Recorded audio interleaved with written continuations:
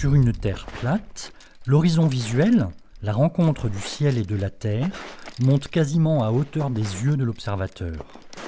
Ainsi, sur une Terre plate, toutes les montagnes situées à une altitude moins élevée qu'un observateur lui-même sur un sommet ou dans un avion seront vues sous l'horizon visuel.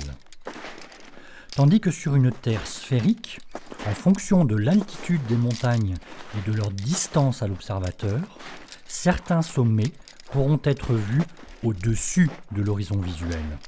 Vous voyez où je veux en venir ? Vous reconnaissez la silhouette de ces montagnes ? Allez, je vous aide.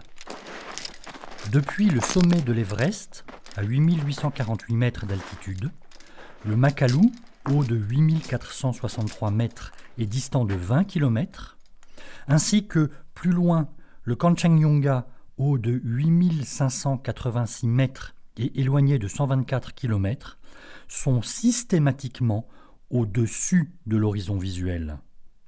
Toutes les photographies prises par les alpinistes depuis le sommet de l'Everest montrent ces deux montagnes, dont les altitudes sont inférieures à celles de l'Everest, au-dessus de l'horizon visuel.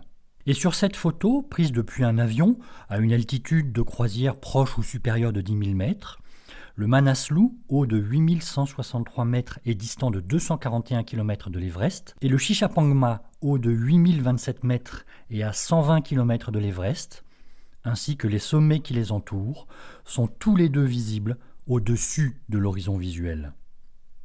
Dans un cas comme dans l'autre, depuis le sommet de l'Everest ou depuis un avion à environ 10 000 mètres d'altitude, le simple fait de voir des montagnes moins élevées que l'observateur au-dessus de l'horizon visuel ruine définitivement les délires des platistes.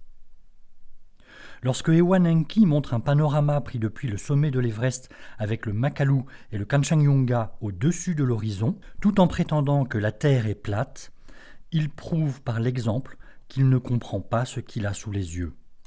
Et il en va de même pour Renaud de Planétérien. Les escrocs, les mythomanes et les égarés de la Terre plate, les Nenki, Renaud, ITV, Saïd Adjoul, Lulu, Cyprus Star, Z, Nofir, Dominique Mas, Paolo79, Graphé Mani, Skyline Toxic, Grand Pipo et autres Tornadix n'y changeront rien. La Terre est sphérique. Les marins le savent, l'observent et le mesurent depuis plus de 2000 ans. Les géodésiens l'observent et le mesurent depuis plus de 1000 ans. Et puis, pour le plaisir, dans une prochaine vidéo, lorsque j'en aurai le temps, je vous raconterai l'extraordinaire épopée des géodésiens qui découvrirent au début du XIXe siècle que l'Everest était le plus haut sommet du globe. Dès lors, ces géodésiens et leurs successeurs n'eurent plus qu'une idée, monter au sommet de l'Everest afin d'en mesurer précisément l'altitude. Ils étaient présents, par exemple, dès les premières expéditions anglaises dans les années 1920 avec les alpinistes. Mais en plus de grimper, ils prenaient aussi le temps de trianguler l'Himalaya.